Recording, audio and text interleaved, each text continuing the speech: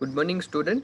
आई last के lecture में हमने देखा था कि जो हमारी डिस्ट्रीब्यूशन सिस्टम है उसको किस किस गेम्स के आधार के हम उसको डिस्ट्रीब्यूशन किया जाता था। ठीक है, तो उसमें हमने देखा था एक तो था हमारा इंटरकनेक्टेड सिस्टम, दूसरा था रिंगमैन सिस्टम और एक था रेडियल सिस्टम। ठीक है, तो आज हम देखने वाले हैं कि डीसी डिस्ट्रीब्यूशन सिस्टम है उसको किस किस टाइप के अंदर हम डिस्ट्रीब्यूशन के अंदर वेरिएबल के साथ हम उसको क्लासीफाई करते हैं। ठीक है, तो फर्स्ट ऑफ ऑल ये देख लेते हैं कि डीसी डिस्ट्रीब्यूशन सिस्टम को हमें इस तरह करने का क्या मतलब है। क्योंकि डीसी डिस्ट्रीब्यूशन सिस्टम है मोस्ट ऑफली सभी जगह यूज नहीं होती, वो हमारे पर्पज के जो माइक्रोग्रिड सिस्टम्स है वहाँ पर ही यूज होती है।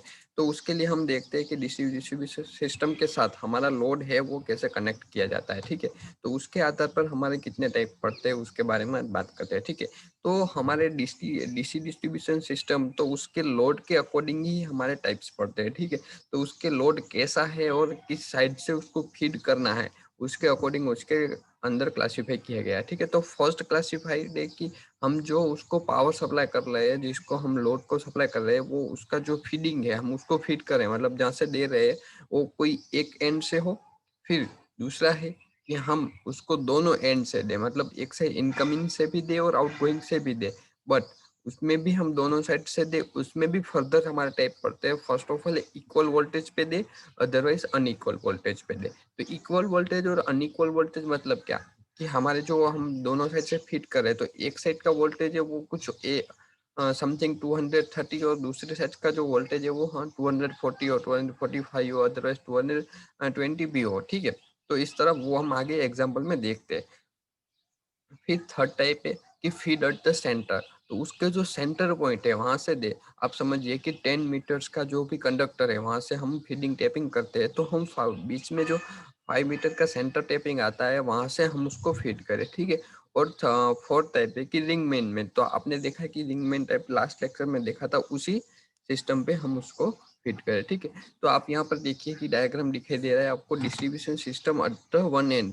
तो यहाँ पर देखिए कि ये ए पॉइंट है वो उसका सेंडिंग एंड पॉइंट है, तो उसका एक एंड हो गया। तो यहाँ से आप देखिए कि एरो एरो के साथ यहाँ पर ही हम उसको फीड कर रहे हैं पावर। ठीक है, तो यहाँ पर उसमें एक डिसएडवांटेजेस क्या होगा हमारा कि जो हम जो लास्ट एंड तक का जो पावर है वो सभी का सभी है वो एक ही कंडक्टर यहाँ से ही फ्लो होगा, I1 I3 और I3 तीनों के तीन लोड का।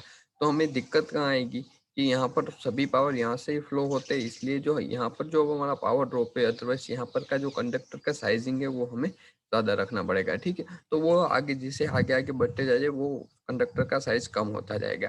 बट यहाँ पर देखिए कि आपको यहाँ पर I2 और I3 दोनों फ्लो हो रहे हैं, मतलब यहाँ पर ज़्यादा कंपेरेटिवली ज़्यादा करंट फ्लो होगा कि हम यहाँ से करंट फ्लो करवाए उसकी वजह से। ठीक है, तो उसके लिए क्या होगा कि यहाँ पर जितना करंट ज़्यादा फ्लो होगा उतना I2R लॉसेस ज़्यादा होगा, और यहाँ पर तो उससे भी ज़्यादा करंट फ्लो हो रहा है I1 I2 और I3, तो उसके में I2R लॉसेस ज़्यादा होगा और वोल्टेज ड्रॉप हो गया। ठीक है, तो वोल्टेज ड्रॉप हमारे कितना होगा I × R।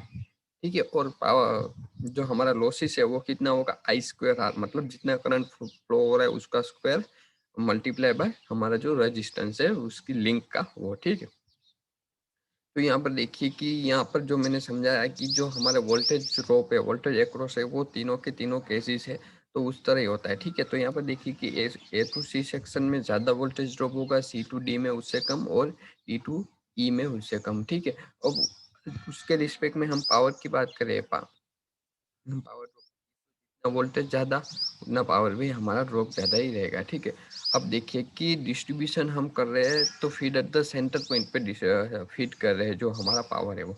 तो यहाँ पर देखिए अगर हमारा सेंटर पॉइंट C है वहाँ से फीड कर रहे हैं, तो यहाँ पर देखिए कि यहाँ पर 4 लोड I1 I2 और I3 I4। ठीक है, तो हम उसको लोड 1 लोड 2 लोड 3 और लोड 4 तक भी बुला सकते हैं। तो यहाँ पर देखिए लोड 1 और 2 का जो पावर है वो इस तरफ से जा रहा है, और लोड 3 और लोड 4 का पावर इस तरफ से जा रहा है। तो इसमें उसके रिस्पेक्ट में जो हमारा जो एडवांटेजेस क्या है कि लास्ट जो देखा था कि feed at one one end, तो क्या है कि जो हमारा इस दोनों का पावर ही है वो यहाँ से जाएगा। तो कंपेरेटिवली जो हमारा A to C में जितना पावर करंट फ्लो हो रहा था उसके कंपेयर में यहाँ पर करंट फ्लो कम होगा, उसके लिए हमारा वोल्टेज ड्रॉप भी कम होगा और पावर कंपेरेटिवली थोड़ा बहुत हम बचा सकते हैं। ठीक है, और वोल्टेज रेगुलेशन हम इम्प्रूव कर सकते हैं। ठीक है, तो उसके एडवांटेजेस हम बात करते हैं कि और एक एडवांटेजेस भी आप देख लीजिए यहाँ पर कि जो हमारा यहाँ पर आप समझिए कि यहाँ पर फॉल्ट हुआ, तो हम इस दोनों लोड को तो सप्लाई दे सकते हैं, बट अगर हमारा फीड एट वन एंड था, अब देखिए कि यहाँ पर हमारा कुछ फॉल्ट होगा तो हम इस दोनों को पावर सप्लाई नहीं दे सकते, ठीक है। तो ये हमें एक ध्यान में रखना है। तो अब हम उसके एडवांटेजेस की बात कर लेते हैं कि जो हमारा क्रॉस सेक्शनल एरिया है, कि हमारा जो फीडेड वन एंड था, तो ए टू सी में हमारा क्रॉस सेक्शनल एरिया मतलब जो कंडक्टर की साइज है वो हमें कंपेरेटिवली ज़्यादा रखनी पड़ती थी कंपेयर टू हम जो हमने फीडेड सेंटर देखा उसके लिए, ठीक है। तो ये सब हमारे लिए एडवांटेजेस या डिसएडवांटेजेस दोनों एक दूसरे पे करस्पॉन्डिंग रिस्पेक्टिव में है, ठीक है। अब हम बात करते हैं कि रिंग डिस्ट्रीब्यूशन सिस्टम।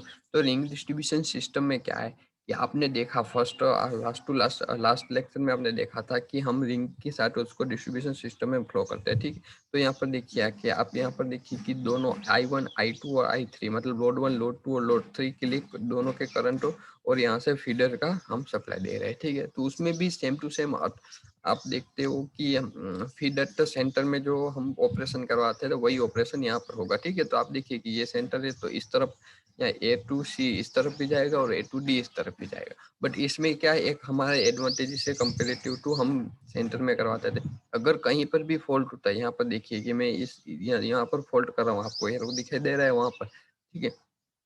तो क्या होगा, तो जो हमारा करंट है वो सभी को डी को भी मिलेगा, ए टू डी मिलेगा और सी तक को मिलेगा, ठीक है। तो वो कहाँ से फ्लो होगा, ए बी और सी, ठीक है। और दूसरा एडवांटेजेस हम बात करें तो क्या है कि करंट है वो इक्वली डिवाइड हो रहा है उस तरफ भी इस तरफ भी, क्योंकि जो आप देखिए कि यहाँ तक सी का पावर है वो ए टू सी में आएगा, यहाँ तक कि घूम के आएगा फुल करंट। तो यहाँ पर आप देखिए कि दोनों लिंक में ज्यादा करंट फ्लो होगा, और ए डी सी तो इस दोनों में, अगर इस दोनों में से एक में, बट क्या होगा कि आधा आधा दोनों में डिवाइड हो जाएगा, ठीक है। तो हमारा जो वोल्टेज ड्रॉप है वो कम होगा और पावर लॉसेस भी कम होंगे, ठीक है।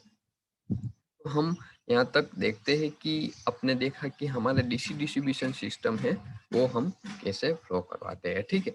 तो हम नेक्स्ट लेक्चर में देखेंगे कि एसी डिस्ट्रीब्यूशन सिस्टम्स में क्या क्या हमारे फीड करवाते हैं पावर, और उसको हम कैलकुलेशंस कैसे करते हैं, ठीक है। तो I hope you enjoy this lecture. Thank you student.